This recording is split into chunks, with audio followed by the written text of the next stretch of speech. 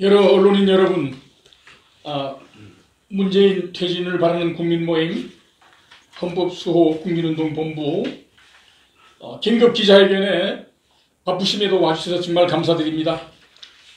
오늘 우리 긴급 기자회견 은 고영주 공동의장님께서 낭독하시고 그리고 질의응답은 나중에 우리 고문님들 또 받도록 그렇게 하겠습니다.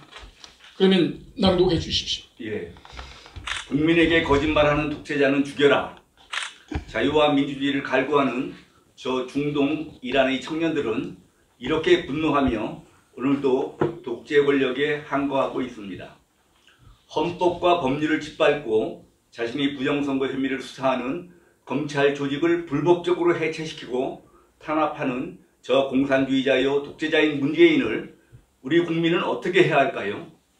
온 국민을 상대로 하는 연두 기자회견에서조차 거짓말을 늘어놓고도 국민 앞에 부끄러워하지 않는 포갑자를 어떻게 해야 할까요?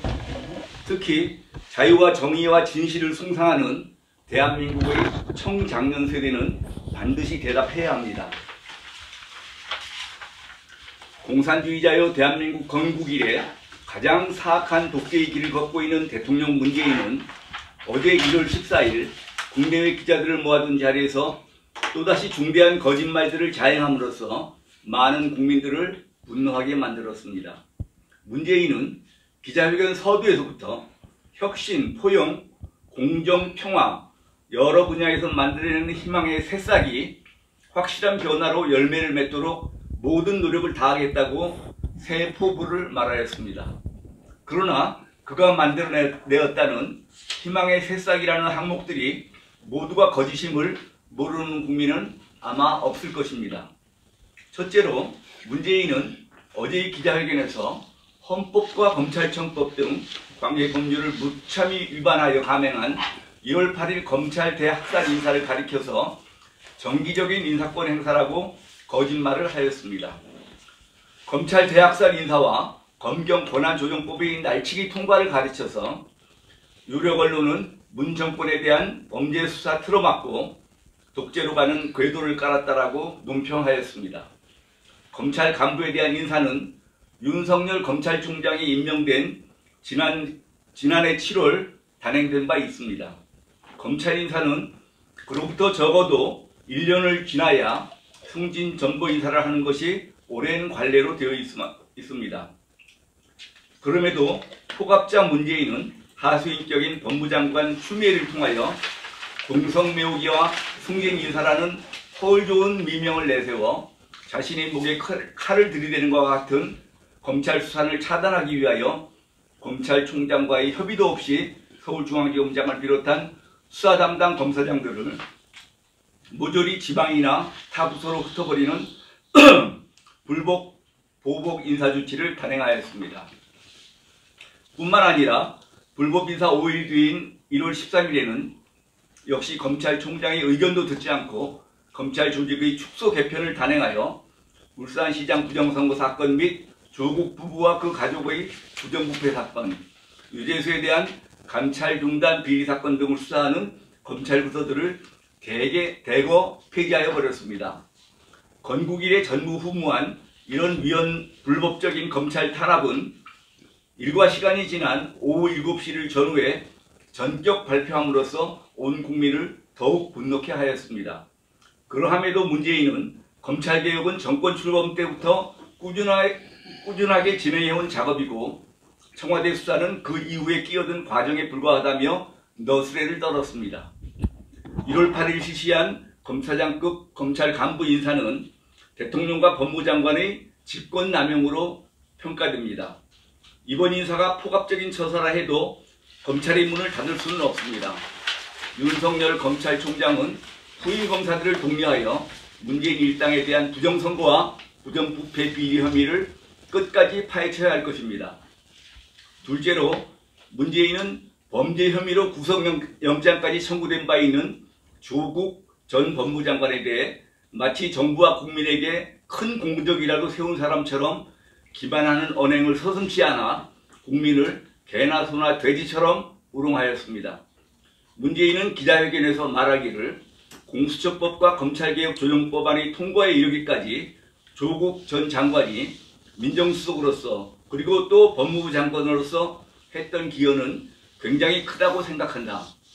그분의 유무죄는 수사나 재판 과정을 통해서 이제 밝혀질 일이지만 그 결과와 무관하게 이미 조국 전 장관이 지금까지 겪었던 어떤 고초, 그것만으로도 저는 아주 크게 마음의 빚을 졌다고 생각한다. 이렇게 말했습니다. 이어서 말하기를 저는 국민들께도 좀 호소하고 싶다. 조국 장관의 법무부 장관 임명으로 인하여 국민 간에 많은 갈등과 분열이 생겨났고 그 갈등이 지금까지도 이어지고 있는 점에 대해서는 참으로 송구스럽게 생각한다.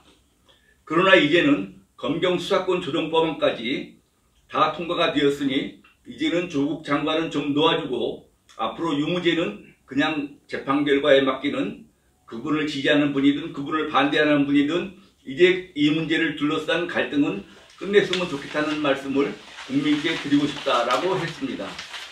국민의 대통령이 아니라 조국이라는 피의자의 후견인 같은 언사를 농했습니다. 조국이란 자는 법무장관으로 임명되었으나 부인 정경심과 공모한 자녀 입학 관련 부정 혐의와 공직자윤리법 위반 혐의 및 웅동학원 사기 재판 혐의 등 수많은 범죄 혐의가 드러나 온 국민이 공분을 샀고 그에 견디지 못해 법무장관직을 35일 만에 사퇴하였던 것입니다. 공수처법이란 국회에서 불법 날치기 통과된 위헌 법률입니다. 검경 권한조정법이란 문재인과 그 비호설에게 불과한 더불어민주당이 장차 정권이 바뀌었을 때 각종 부정비리 연루 사건으로 인하여 수사와 처벌을 받는 것이 두려운 나머지 검찰권을 약화시켜 수사를 방해할 목적으로 만든 법일 뿐입니다. 그럼에도 거짓과 위선을 일삼는 문재인은 자신이 수정 노릇을 하는 민정비서실의 부정선거 혐의나 조국의 부정연루 혐의에 대한 사과 한마디 없이 오히려 고초를 겪었다고 위로했습니다. 그리고 비판과 분노를 보내지 말고 놓아달라고 하여 검찰이 수사를 방해하려는 노골적인 의도를 보여주었습니다.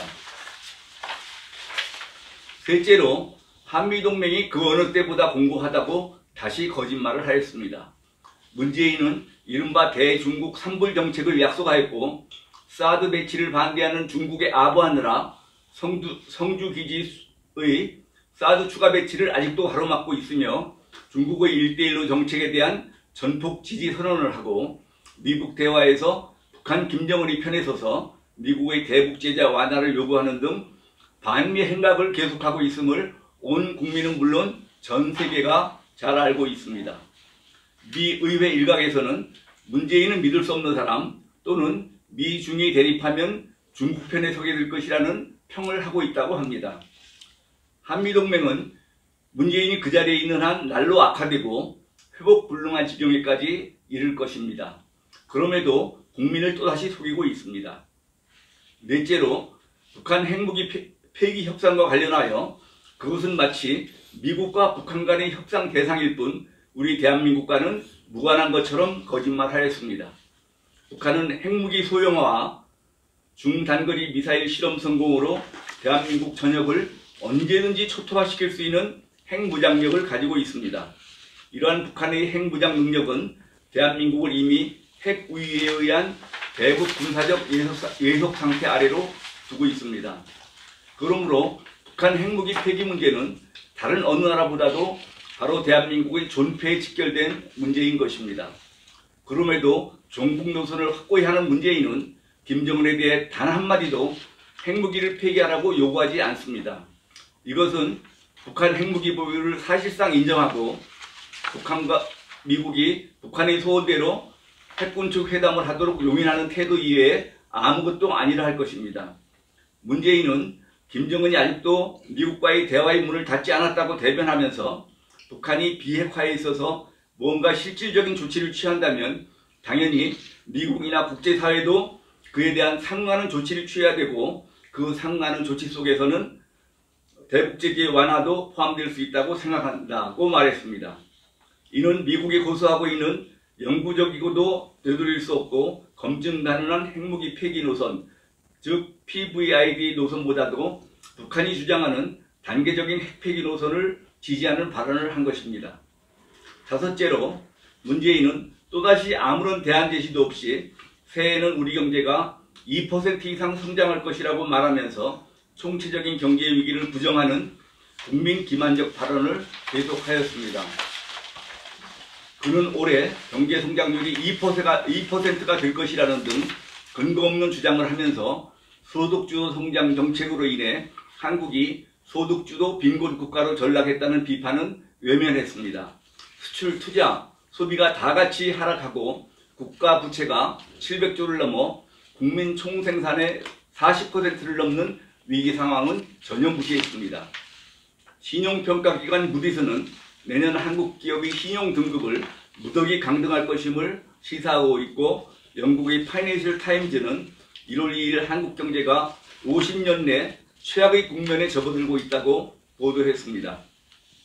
수출, 투자, 소비 지표 악화로 경제 붕괴가 가속된다는 전망들인데도 경제 추락이 외부 환경 탓이며 소득주도 성장 정책의 효과가 이제 나타나기 시작했다는 등 회피와 변명으로 일관하면서 잘못된 정책을 수정할 태도를 보이지 않고 있습니다.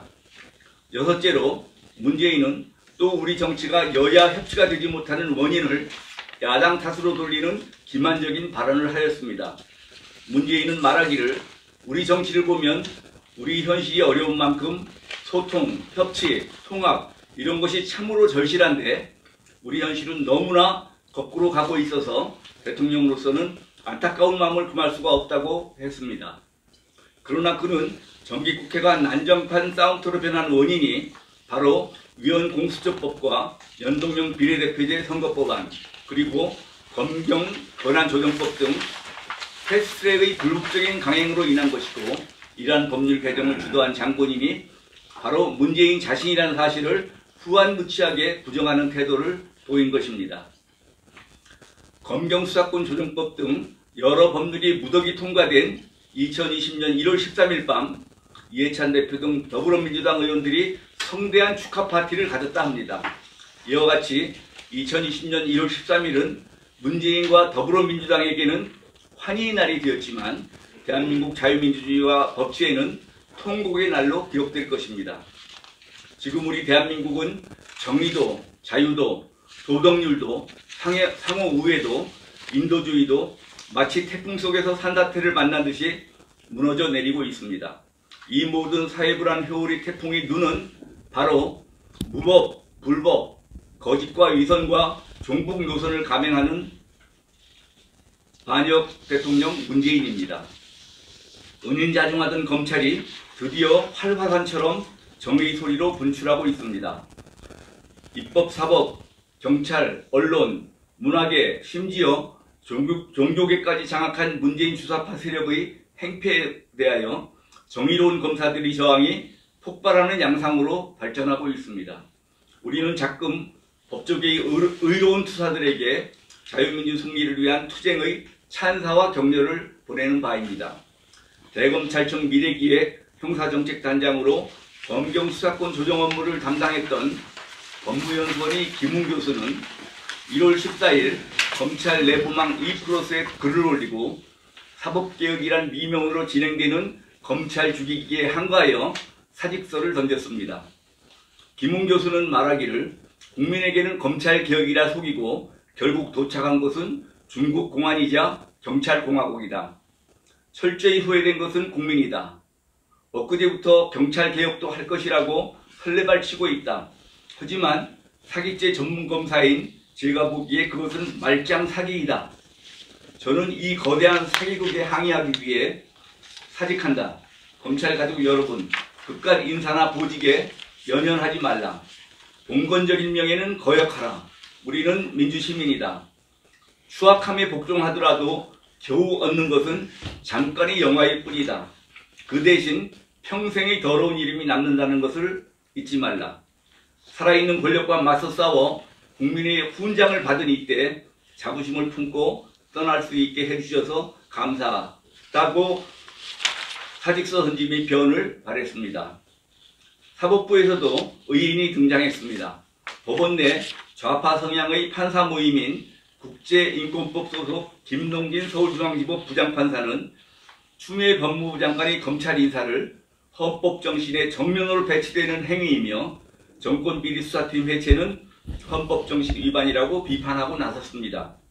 김 부장판사는 1월 11일 자신의 페이스북에 윤석열 검찰총장을 주축으로 한 정권비리 관련 수사팀 해체에 관해 이야기하려 한다며 국민적 선택에 의하여 정권을 획득한 정치적 권력이 어떤 시점에서 그 힘이 강할지라도 헌법 정신과 헌법 질서에 의하여 반드시 준수해야 할 법적인 규범이 있다고 적었습니다. 김 부장판사는 또 나는 이 같은 대한민국의 현실에 대하여 심각한 유감의 뜻을 표한다고 덧붙였습니다. 윤석열 검찰총장의 수사팀을 해체하지 말라는 청와대 국민청원 게시글이 1월 14일 청와대 답변 기준인 20만 명 이상의 동의를 얻었습니다. 이날 오후 10시 25분 기준 청와대 국민청원 게시판에 올라온 윤석열 총장의 3대 의혹 수사팀을 해체하지 말라는 제목의 청원글엔 20만 2,971명이 동의했습니다. 지난 1월 6일 올라온 이 글은 이틀 뒤인 지난 8일 검찰 인사 이후 급격하게 동의자가 늘었습니다. 청원인은 청원글에서 청와대와 법무부가 입만 열면 검찰 개혁을 부르짖고 있는데 도대체 무엇을 어떻게 개혁한단 말인가 라며 잘못된 것을 고치는 것이 개혁인데 요즘 검찰은 역사상 제일 잘하고 있고 국민 대다수가 절대적으로 지지하고 있다고 했습니다. 또 대다수 국민들은 환호했고 적극 응원하고 있으나 대통령과 청와대 실세들이 가장 불편해하고 있다. 대통령은 윤 총장을 임명할 때 지휘고하를 막론하고 엄정하게 수사하라 했는데도 그것은 말뿐이었다고 주장했습니다. 그러면서 부디 추미애 장관은 국민 대다수의 뜻을 헤아려 천추의 한을 남기지 않기를 충고한다고 덧붙였습니다. 4.15 총선거가 과연 공정하게 실시될 수 있을지 국민들은 크게 걱정하고 있습니다. 중앙선거관리위원회의 중립성이 훼손되어 있기 때문입니다. 문재인이 대선 특별 보좌관을 하던 인물이 문재인이 초업적인 지명으로 한 사람밖에 없는 상임위원 자리를 차지하고 있기 때문입니다. 또 소금은 개돼지, 잘 찍으면 자유민이란 한간의 표가 나돌고 있습니다. 온 국민이 총궐기하여 비상한 각오와 감시를 하지 않으면 문재인 일당은 또다시 부정선거를 획책할지 모른다 할 것입니다. 마지막으로 대한민국의 20, 30, 40, 50 청장년들에게 다시 한번 구합니다. 이 땅의 자유와 정의와 진실과 인도주의와 도덕률이 송두리째 파괴되고 있습니다.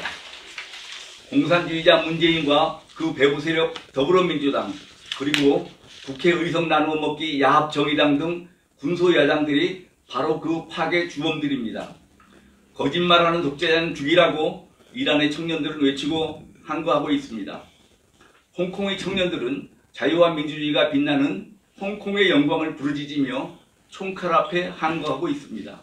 우리 대한민국의 자랑스러운 청장년들이여 다시 일어서십시오. 그리하여 저 문재인 일당인 공산주의자 주사파들을 끌어내고 대한민국을 구하십시오. 2020년 1월 15일 문재인 퇴진을 바라는 국민모임 또 헌법수호 국민운동본부 전국 22만 회원 일동 감사합니다. 대단히 감사합니다. 바쁘심에도 불구하고 이렇게 많이 참석해 주셔서 여러 언론인 여러분께 거듭 감사를 드립니다. 마지막으로 우리 이장단과 법무님들께서 구호를 세 번 외치고 기자회견을 끝내고자 합니다. 구호는 청장년들이여 대한민국을 구하라. 그러면 구하라 구하라 세 번 주먹을 쥐시고 외치시면 되겠습니다. 청장년들이여 대한민국을 구하라. 구하라. 구하라. 구하라. 구하라. 구하라. 구하라. 구하라. 대단히 감사합니다. 이상으로 문재인 퇴진을 바라는 국민모임 헌법수호 국민운동본부 긴급 기자회견을 마치도록 하겠습니다. 대단히 감사합니다.